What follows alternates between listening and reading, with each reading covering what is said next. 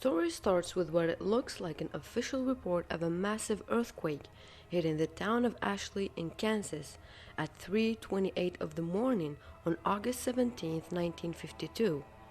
Described as being a magnitude of 7.9 earthquake as measured by the United States Geological Survey and felt throughout the Midwest. The epicenter was believed to have been directly under Ashley City. When state law enforcement arrived at what should have been the outskirts of the farming community, they found a smoldering, burning fissure in the earth, measuring 1,000 yards in length and approximately 500 yards in width.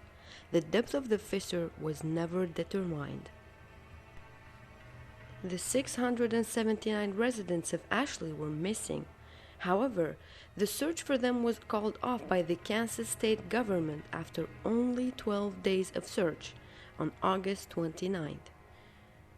On August 30th, 1952, a magnitude 7.5 earthquake was measured by the United States Geological Survey. You guessed it right. The epicenter was situated under Ashley, Kansas again.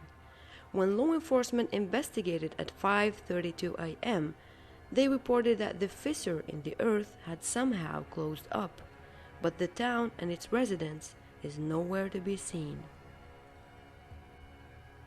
In the 8 days leading up to the disappearance of the town and its residents, bizarre and unexplainable events were reported by dozens of residents in Ashley City and law enforcement from the surrounding area.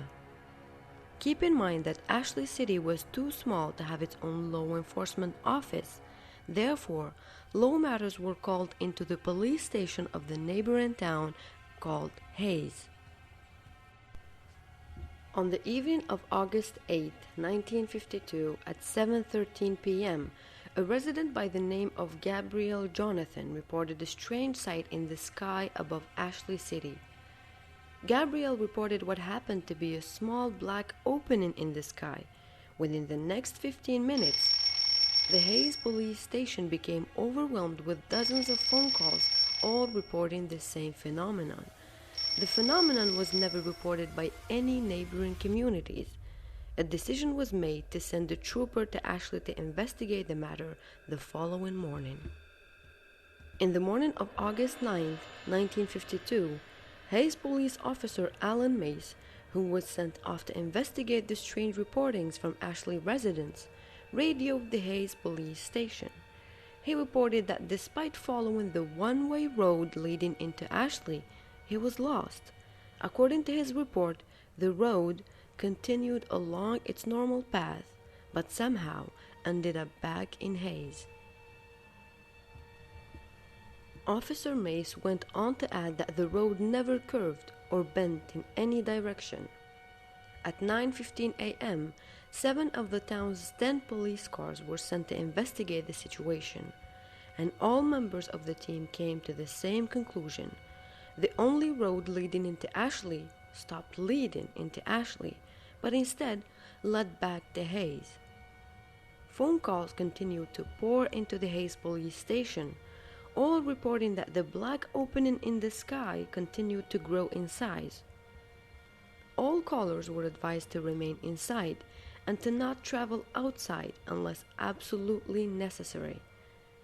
At 8:17 p.m., Mrs. Elaine Cantor reported her neighbors Mr. and Mrs. Milton and their 2 children Jeffrey and Brooke missing. According to Mrs. Cantor's phone call, the Miltons attempted to leave town in their family car earlier in the evening. They never returned. Law enforcement officials from Hay never reported the car or individuals coming up the one-way road. At 7:38 a.m. on the morning of August 10, 1952, phone calls from Ashley into the Hayes police station reported that the town has been in total darkness. The sun has never risen. At 10:15 a.m., at the request of Hayes law enforcement, a helicopter from Topeka, Kansas, flew over the region in which Ashley, Kansas stood. The town was never observed from the air. At 12:43 p.m. on the afternoon of August 11, 1952, Mrs. Phoebe Danilowski called into the Hayes police station. She reported that her daughter Erica had begun to have conversation with her father, who died 3 years prior in a drunk driving accident. To add to her concern, Mrs. Danilowski reported that Erica was attempting to go outside into the dark to join them. Over the course of the next 12 hours, a reported 329 phone calls were placed into the Hayes police station, all describing similar phenomena with the children of the town. The following morning, on August 12, 1952, the situation became dire. During the middle of the night, all 217 children in the town of Ashley, Kansas, disappeared. A reported 421 phone calls were placed into the Hayes Police Department. Unable to be of any useful assistance, Hayes law enforcement instructed all callers to remain inside and to avoid any and all attempts to finding the missing children.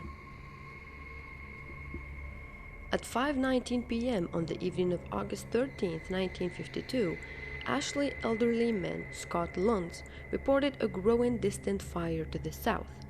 According to his description, the fire seemed to turn the distant black into bright red and orange that seemed to extend high into the sky.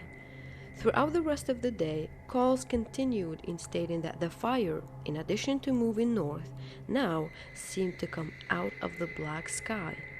No fire was ever witnessed by any of the neighboring communities or law enforcement officials. The reports continued until 12:09 a.m. in the morning of August 14, 1952. The last phone call, placed by a Mr. Benjamin Edicott, reported that the fire in the sky had grown so intense that it began to appear as daytime over the town. The phone call ended abruptly. The next phone call wouldn't be placed until the following evening. According to the officer Peter Welsh, the caller has been identified as Mrs. April Foster, who claimed that everyone is back. Everyone who is dead in the town is back to the living, including her son, who died a year earlier and had came back to get her.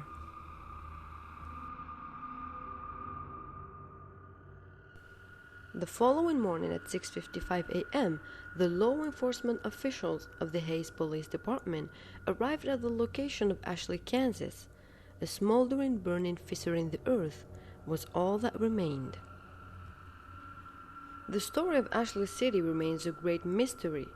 It manages to be a UFO story, an unexplained geological phenomenon story, a ghost story, and a zombie story all in one go. But let's do some analyzing. The story of Ashley City is mentioned in many books, stories, and websites, and many people are still questioning the existence of this city. The fact that many names, details, and the mention of Police Department of Hayes had made the story of Ashley plausible. Conspiracy theories and UFO fans believe that what happened in Ashley is real and strongly linked to aliens. When it comes to the earthquake that hit Ashley City, indeed, in 1952 a massive earthquake hit the Kansas and its surroundings, but the earthquake happened in April and not in August. Second, the epicenter of the earthquake was never in Ashley City, but was in El Rano in Oklahoma. In addition to that, the United States Geological Survey denied any recorded earthquakes during August of 1952. What you might be asking yourself now, where is Ashley City in this case? Apparently, the city had no recorded origins nor information anywhere. Maps and official records of the 50s never mentioned a city called Ashley, and before the first appearance of the story and its disappearance, the city simply never existed. In addition to that, the chief police officer of Hayes City denied receiving any strange calls from Ashley City and refuted the existence of any of the people mentioned in the stories told. Furthermore, maps and transportation records from the 50s of Kansas State never mentioned Ashley City. Based on all these evidences, the existence of Ashley City is the creation of wild imaginations and conspiracy theories. There are two last information I would like to share with you, and these information really confused me.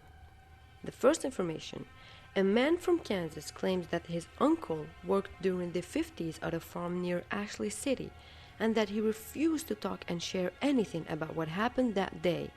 The only thing he says when asked about Ashley City, it was pure evil pouring down from the skies. Second, while I was reading through the website Bustle, a woman claims to have a birth certificate of a baby who died in 1934. The birth certificate states that the mother's birth location is Ashley, Kansas.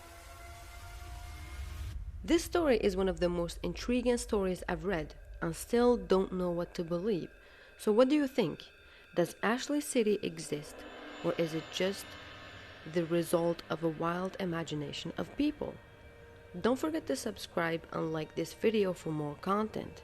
See you next time, and until then, don't believe anything you see.